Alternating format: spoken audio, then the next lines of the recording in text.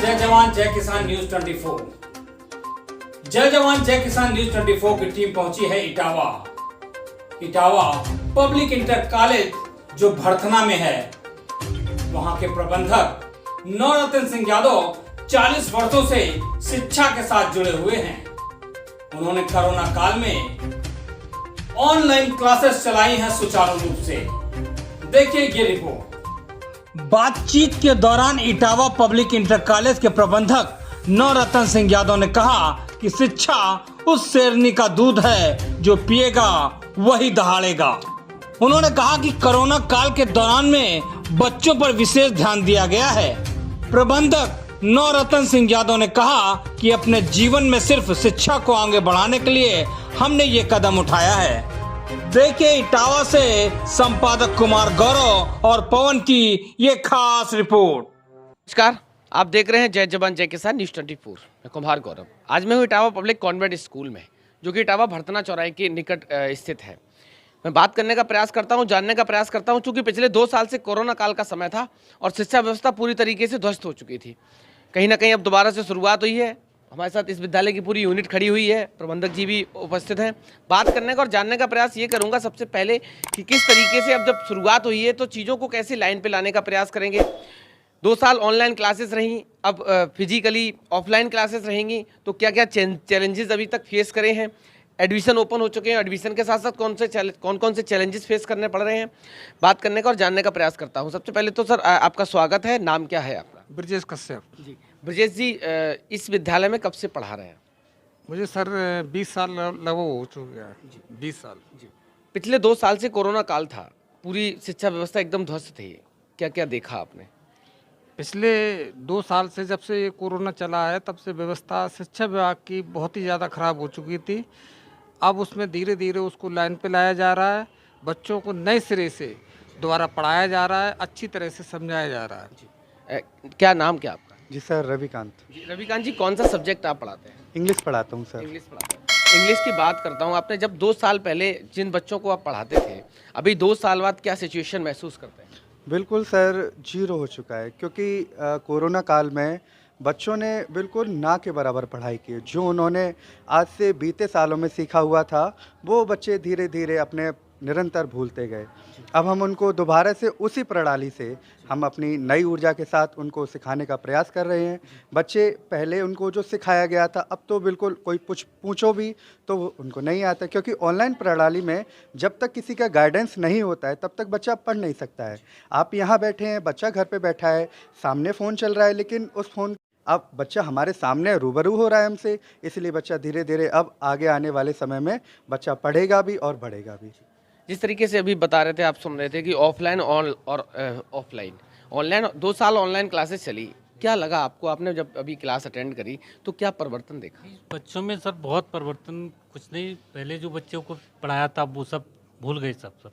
अब नए बेसिक से नए जो चैप्टर जो पढ़ाएंगे वो अलग होगा सर। नॉलेज क्या प्रयास क्या करेंगे इन सारी चीज़ों को लाइन पे लाने के लिए? आगे पढ़ाएंगे सर, जो आएगा सब्जेक्ट उसको आगे से हम पढ़ाएंगे सर। जी जी सर। हमारे साथ कुछ और भी लोग हैं। मैम, क्या नाम क्या आपका? माय नेम इज़ आकांक्षा मिश्रा।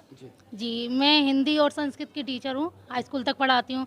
लेकिन ऑनलाइन जो क्लासेस चलती थी उसमें ये था, बच्चे कोई गेम खेल रहा है, कोई कुछ कर रहा है, पेरेंट्स सोचते हैं बच्चा पढ़ रहा है, लेकिन वो बच्चा पढ़ता नहीं है। अब स्कूल में ये हम उसको गाइड कर रहे हैं, घर से कह रहे हैं होमवर्क करके लाइए, तो बच्चा कुछ ना कुछ तो करेगा। और बच्चा जब इस तरह से करेगा तो उसकी उन्नति और अच्छी होगी और हम उसको सही अच्छे तरीके से करा सकेंगे। अभी कौन सा सब्जेक्ट पढ़ाते थे? हम हिंदी। अब हिंदी पढ़ाते हैं। हिंदी में जो आपने पहले 2 साल पहले बच्चों को सिखाया था, अभी जब दोबारा से स्टार्टअप हुआ तो क्या देखा आपने? मैंने ये देखा कि बच्चे जो हमने सिखाया था वो सब कुछ भूल चुके हैं। उन्होंने बिल्कुल भी रिवीजन ही नहीं किया और उसको मुझे दोबारा रिवीजन करवाना पड़ रहा है, तब कहीं जाकर उनको आगे बढ़ा पा रहे हैं। और क्या क्या चैलेंजेस आप फेस कर रहे हैं, चूँकि 2 साल पूरा कोरोना काल में निकल गया? जी, मेरा नाम स्नेहा पांडे है। और जब लॉकडाउन लगा था, बीमारी के टाइम पे बच्चों ने जो मोबाइल यूज किया उसका गलत यूज किया। पढ़ाई की जगह पे बच्चों ने उसको गेम खेलना और दोस्ती बढ़ाना बच्चों से, इस तरह का ज़्यादा दुरुपयोग किया था। मैम, क्या नाम क्या आपका? जी, मेरा नाम रश्मि यादव है। जी आप? रश्मि जी, आप यहाँ इस विद्यालय में कब से हैं? सर 3 साल हो गए हैं। 3 ईयर। कौन सा सब्जेक्ट पढ़ाते हैं? मैं हिंदी, इंग्लिश मैथ्स। मतलब जो भी नर्सरी के बच्चों को क्या लगा, छोटे छोटे बच्चों में क्या क्या बदलाव आपने देखा 2 साल के बाद? सर बदलाव तो कुछ भी नहीं हुआ, बस वही गेम खेलना, बच्चों को कार्टून्स वगैरह देखना मोबाइल से, यही सब होता है। बट कार्टून के जरिए बच्चों को काफ़ी डेवलपमेंट आगे बढ़ने की कोशिश की गई है, पढ़ाया गया है। हमारे साथ और भी लोग हैं, बात करने का और जानने का प्रयास करता हूँ। सर सबसे पहले तो आपका स्वागत है, क्या नाम क्या? Sir, myself Arun Verma. I am at the principal post in Etawah Public Convent School that is associated with the Etawah Public Group and Education. Sir, here is so much problems originate after the COVID-19 within 2 years.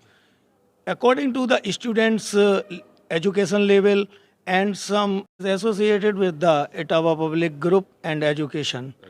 Sir, here is so much problems originate after the COVID-19 within 2 years. According to the students' education level and some economical problems with the guardians, and we face both. And sir, at present time we struggle with both problems, guardians problems and along with students problems. And sir, students problems are only educational problems. They forgot previous lessons and previous chapters. So we manage already previous with along with new chapters. So we try to recover both new and old. So here is we try to effort more and more for the best education of our old and new students. हमारे साथ इस विद्यालय के प्रबंधक महोदय जी हैं। विवेक जी, सबसे पहले तो आपका स्वागत है। जी, माई सेल्फ विवेक यादव। मैं इस विद्यालय इटावा पब्लिक इंटर कॉलेज में प्रिंसिपल एंड डायरेक्टर निदेशक पद पर हूँ। कोविड काल के दौरान गार्जियंस को में भी बच्चों में भी सबसे बड़ी समस्या आई कि उनके पास सभी बच्चों के पास नेटवर्क सुविधा या रिचार्ज कराने की कई प्रॉब्लम आई हैं। अब 2 साल के बाद जब खुला है तो बच्चों में जो चल रहा था, जो एजुकेशन जिस लाइन पे चल रही थी उससे काफ़ी पिछड़ चुके हैं। तो उसके लिए हम लोग एक्स्ट्रा क्लास की भी व्यवस्था करेंगे, पेरेंट्स के साथ भी उनसे कहेंगे कि वो भी बच्चों को घर पे देखें।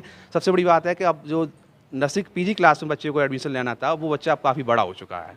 तो वो बच्चा अब गार्जियंस कहते हैं कि आप ये बच्चा हमारा फर्स्ट क्लास में एडमिशन आप लीजिए। तो उसके लिए गार्जियंस ये नहीं समझ रहे हैं कि बच्चे ने अभी 0 लेवल का ही स्टार्टिंग बेस उसका मजबूत नहीं है, तो ये काफ़ी परेशानियाँ आएंगी कि उस बच्चे को एडमिशन को हम क्लास फर्स्ट में कैसे लें। फर्स्ट प्रायोरिटी पे क्या रखें, कौन सा एफर्ट्स ऐसा करेंगे जिससे कि हमारी जो व्यवस्था शिक्षा प्रणाली जो 2 साल पहले थी उसी रडार में फिर आ जाए? हम कोशिश करेंगे सभी स्टाफ के लोगों से भी और पेरेंट्स से भी बात करते हैं कि दोनों ही लोग बच्चे के अच्छे से अच्छे बनाने के लिए एक्स्ट्रा प्रयास और एक्स्ट्रा क्लासेस की भी व्यवस्था करेंगे। जो बच्चों ने 2 साल में भूल चुके हैं उसको पहले उसका बेस मजबूत कराया जाए और आगे उस बच्चे पर अधिक से अधिक ध्यान देते हुए बच्चे के लिए पूरा एजुकेशन को प्रयास करें। पब्लिक कॉन्वेंट स्कूल प्रधानाचार्य अपने सभी गार्जियंस से ये विश्वास दिलाना चाहते हैं कि आप लोगों ने 2 वर्ष की जो कोविड-19 के रूप में महामारी का सामना किया है, जिस वजह से आपके बच्चों का आधार नीचे गिरा है, शैक्षिक आधार नीचे गिरा है, अब आपसे निवेदन है कि आप अपने घर पर बच्चे को पूर्णतः अपनी देखरेख में रखें और हम अपने स्कूल में बच्चे को चौतरफा विकसित करने का पूर्ण प्रयास कर रहे हैं। और आप लोग अगर सहयोग बनाए रखेंगे तो मेरा विश्वास है कि बच्चे की जो पुरानी कमियां हैं उनको कवर करते हुए हम बच्चे को अच्छी से अच्छी स्थिति तक पहुंचा सकते हैं।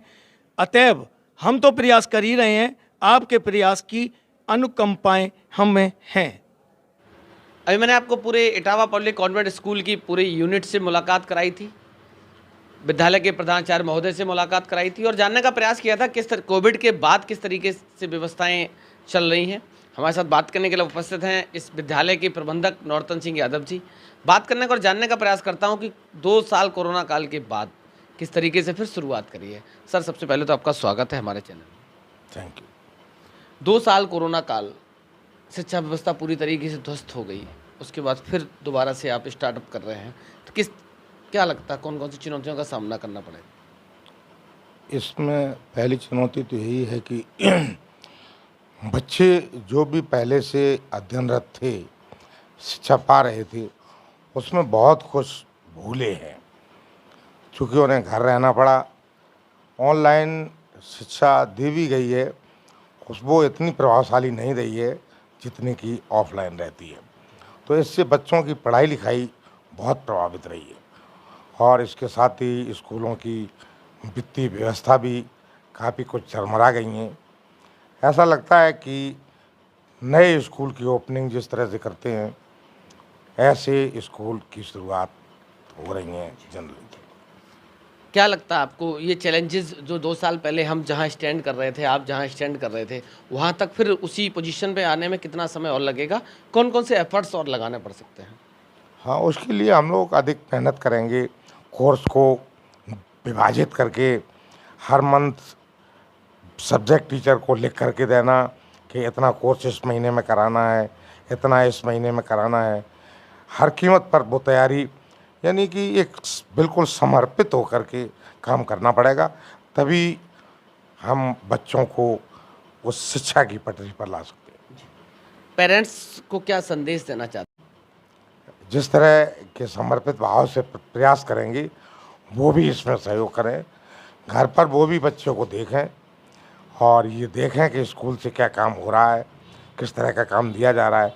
अगर पढ़े लिखे अभिभावक हैं तो भी घर पर पढ़ा भी सकते हैं, देख भी सकते हैं, और यदि नहीं भी शिक्षित हैं तो कम से कम समय से बच्चों को जगा सकते हैं, ये बता सकते हैं कि स्कूल से आपको क्या काम दिया गया, उसको करिए, इतना तो कर ही सकते हैं।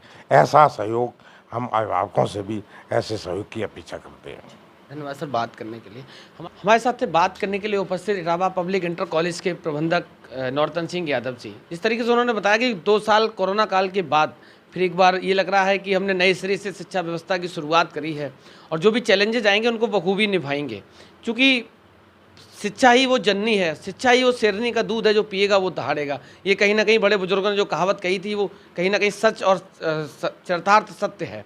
तो हम इसी आशा उम्मीद के साथ प्रबंधक जी को भी बहुत बहुत बधाई, बहुत बहुत शुभकामनाएं देते हैं कि आने वाला समय उज्ज्वल हो, हमारे देश पे प्रदेश पे इस तरीके की महामारी दोबारा ना आए, जिससे कि हमारी शिक्षा व्यवस्था सुचारू रूप से चलती रहे।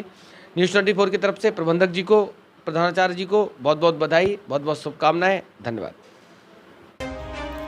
पल पल की खबरों को देखने के लिए चैनल को लाइक, सब्सक्राइब और शेयर करना ना भूलें।